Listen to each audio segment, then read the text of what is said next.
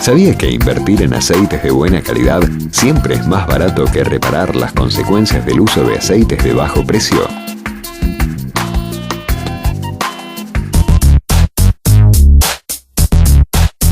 Raúl, ¿qué le está pasando al automovilismo argentino?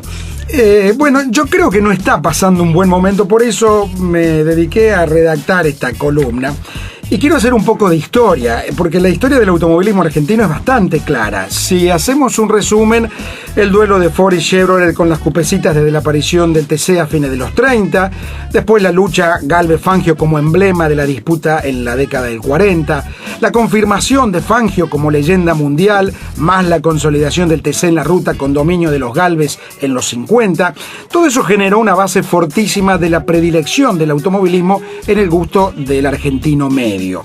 En los 60 llegaron los autos compactos que modernizaron el TC, el turismo mejorado recreó el enfrentamiento entre autos de calle, en los 70 las temporadas internacionales nos acercaron al mundo, el automovilismo en definitiva se solidificó como disciplina deportiva en el país.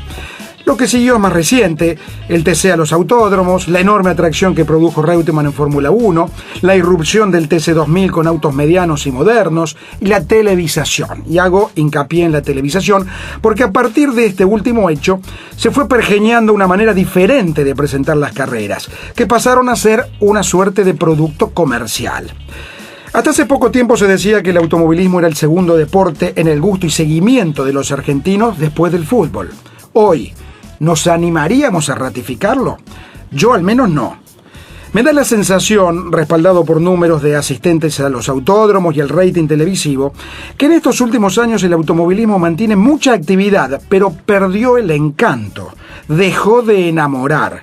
Y si es así, la pregunta sería, ¿por qué?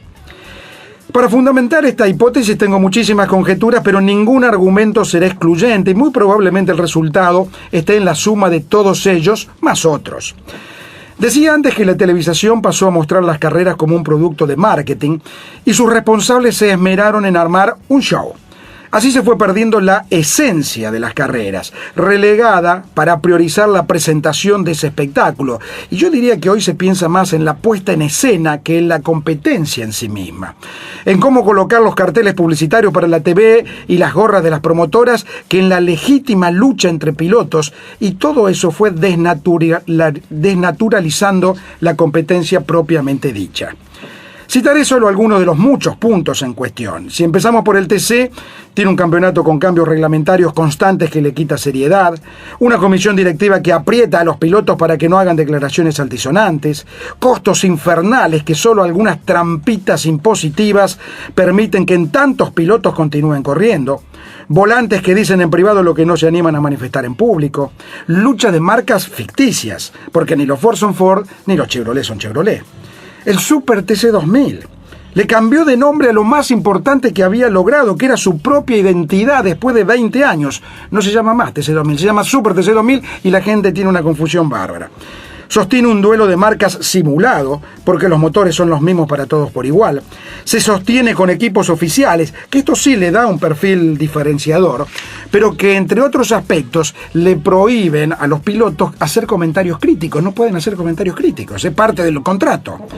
No hablemos del Top Race, que está dando estertores que ojalá no sean finales, pero la crisis económica que padece es muy grande y resulta muy difícil que pueda enderezar su curso. El Rally, otra que pretende hacer creer una disputa de marcas que no es tal, que arma parques de asistencia muy prolijos, pero que no ve nadie porque va muy poco público, que pide dinero exorbitante para lo que ofrece y que tiene un calendario tan pobre que impide la planificación. En esta carrera se dice o se organiza cuál va a ser la próxima fecha en 15 días o en 23 días. Recordemos que mayoritariamente hoy las carreras son solventadas por los gobiernos provinciales y por obvios motivos esto se usa políticamente y eso también le da un tufillo bastante particular.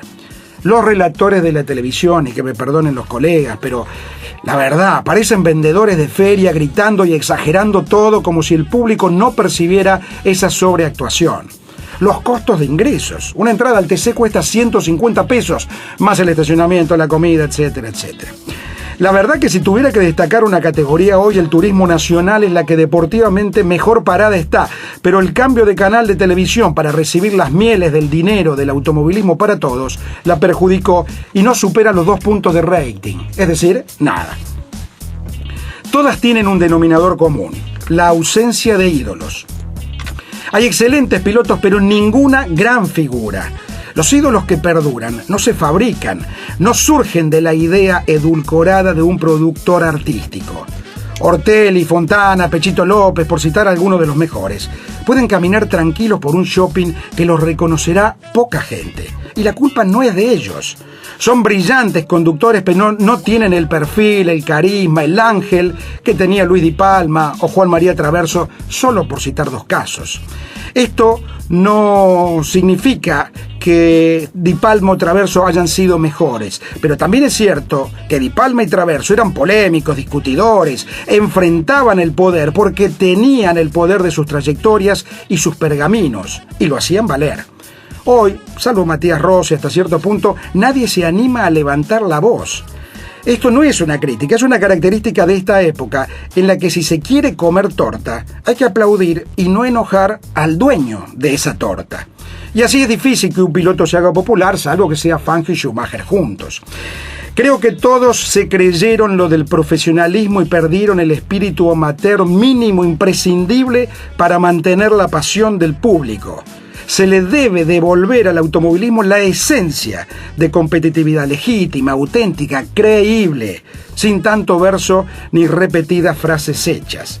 Ese espíritu que aún se vive en los zonales, donde el piloto durante toda la semana prepara su propio auto y al día siguiente tiene que levantarse a abrir su negocio para seguir trabajando. Creo que hay que regresar a los orígenes, que la gente vuelva a creer que las carreras son carreras y no meros negocios que miramos por TV. Creo que todos nosotros, con excepción de Jimena, por supuesto, vivimos un automovilismo en su momento que era mucho más divertido, mucho más sano y mucho más real. Sí, menos show y más carrera de auto. Yo digo que esto empezó cuando se empezó a olvidar al deporte. Y después de este completísimo y veraz informe de Raúl Barceló, vamos a hablar de algo un poquito más distendido. Las aplicaciones para los conductores de los vehículos modernos. Columna la cual estará a cargo de Jimena Lazar.